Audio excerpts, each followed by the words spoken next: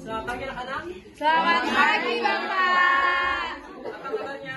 Luar biasa. Baik, pada hari ini kita akan belajar sakramen perkawinan. Minggu lalu kita telah belajar sakramen Ekaristi dari Ibu Ertin. Berhubung Ibu Ertin hari ini tidak masuk, maka Bapak harus menggantikan. Ya. Ibu Ertin lagi tes CPNS.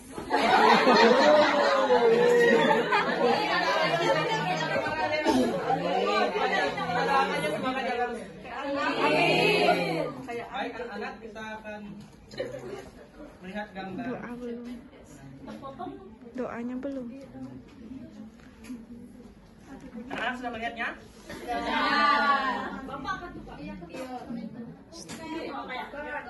Ini Bapak ambil di Google. Transparan ya.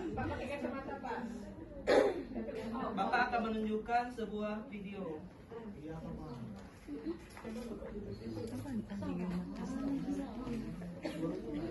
Saya Denis dari Putra menikah sebagai ibunya menjadi istri saya.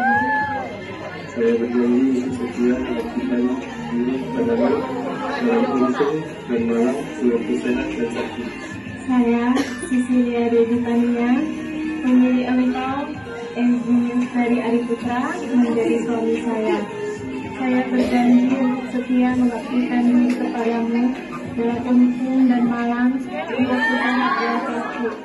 Saya mengasihi dan menghormati engkau sepanjang hidup saya. Yang dipersatukan Allah, janganlah diceraikan manusia.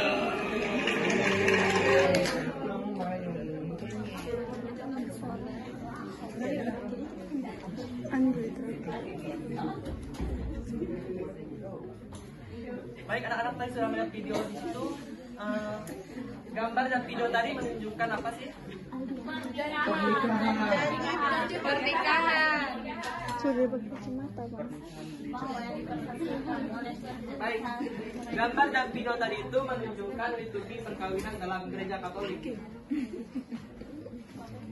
Apa sih itu sakramen perkawinan? Apakah anak-anak ada yang tahu? Tidak. Sakramen yang menyatukan wanita dan laki-laki dalam satu Ya, tepuk tangan buat Pascuela.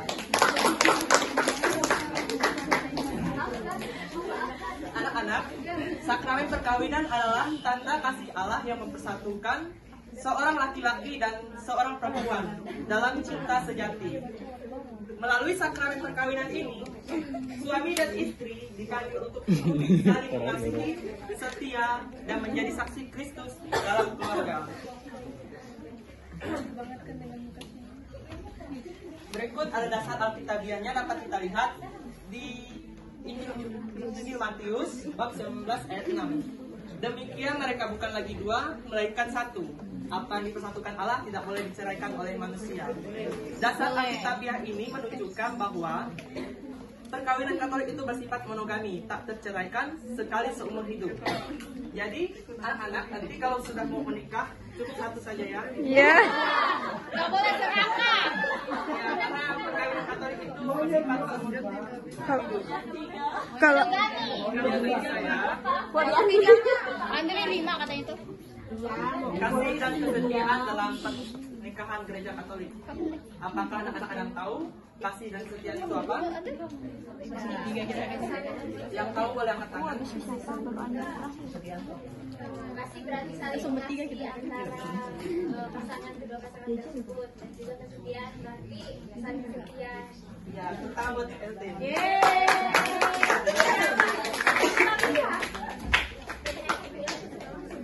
Anak-anak, kasih dan kesetiaan dalam gereja Katolik itu adalah dalam perkawinan Katolik, kasih berarti saling mencintai dengan siap berkorban seperti Kristus mencintai gerejanya. Sedangkan kesetiaan berarti tetap setia kepada pasangan seumur hidup dalam suka maupun duka.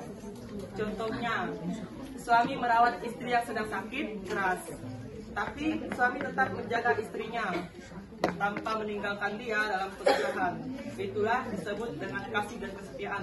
Di suka maupun duka, suaminya tetap ada untuk istrinya. Karena itu pun diucapkan dalam janji perkawinan saat kita melaksanakan perkawinan.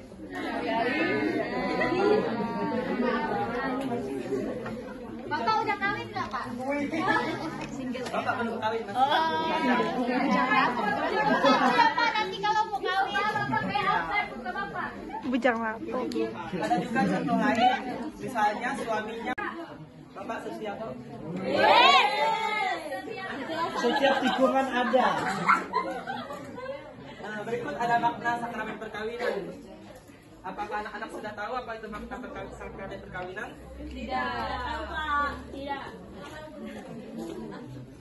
Makna sakramen perkawinan. Perkawinan adalah persekutuan hidup dan cinta kasih antara suami. Artinya, suami istri bersatu untuk hidup bersama dalam kasih sejati. Yang berikutnya, suami dan istri melengkapi dalam kasih dan tanggung jawab. Artinya, suami dan istri memiliki peran yang berbeda, namun saling membantu. Misalnya, istri bekerja, mencuci, memasak, tetapi suami juga bisa mencuci dan memasak. Ya. Pekerjaan wanita itu bisa dilakukan oleh laki-laki. Pekerjaan laki-laki bisa dilakukan oleh perempuan. Ya, semua kita.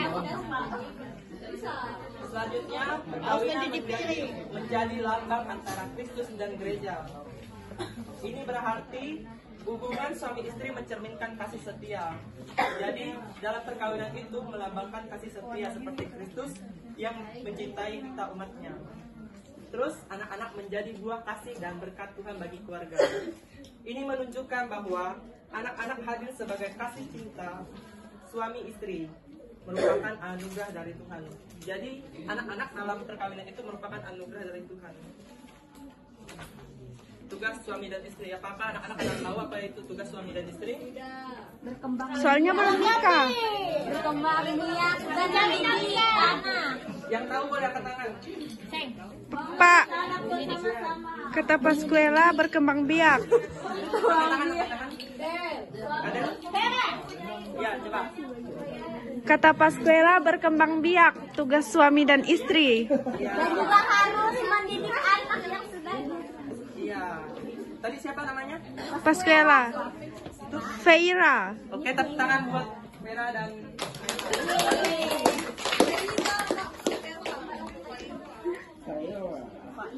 tugas suami dan istri. Suami mengasihi istri seperti Kristus mengasihi gereja, melindungi dan menjadi kepala keluarga. Kalian dapat melihat tugas suami ini dalam tugas bapak kalian di rumah. Apa sih tugas bapak kalian di rumah? Apakah bapak kalian Ngopi. dan mencintai ibu kalian? Ya, kerja bapak saya. Ngopi. Coba angkat tangan yang tahu siapa bapaknya di rumah. Makasih. Motong Pak, motong. Ya, itu menoreh itu untuk menghidupi dan mencukupi kebutuhan istri kan? Ya. Mencukupi kebutuhan keluarga. Berikut kita masuk ke tugas istri. Di sini istri itu mengasihi suami, mendukung dan menjadi pendamping yang setia dalam suka dan duka. Jadi anak-anak, tugas istri itu mendukung dan mendampingi suaminya. Keduanya dipanggil untuk membangun keluarga yang mulus, penuh kasih dan setia. Oke. Ritus dan simbol perkawinan. Anak-anak ada tahu tidak apa itu ritus dan simbol perkawinan? Tidak. Baik. Saya Ritus dan simbol dalam perkawinan itu adalah cincin, janji perkawinan dan berkat iman. Cincin itu tanda kasih yang abadi tanpa putus. Janji perkawinan, ungkapan kesetiaan di hadapan Allah, berkat iman, menyebarkan ikatan cinta suami istri dalam Kristus.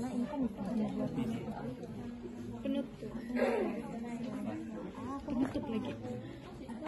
Baik anak-anak, nanti tugasnya di rumah menulis kasih dan kesetiaan apa yang dilakukan oleh mertua kalian kepada kalian anaknya ya. Ya baik Pak. Oke, baik, waktunya sudah habis. Terima kasih. Baik, sekian materi pembelajaran kita hari ini. Kita tutup dengan doa dalam nama Bapa, Putra, dan Roh Kudus. Bye dulu, bye. Bye.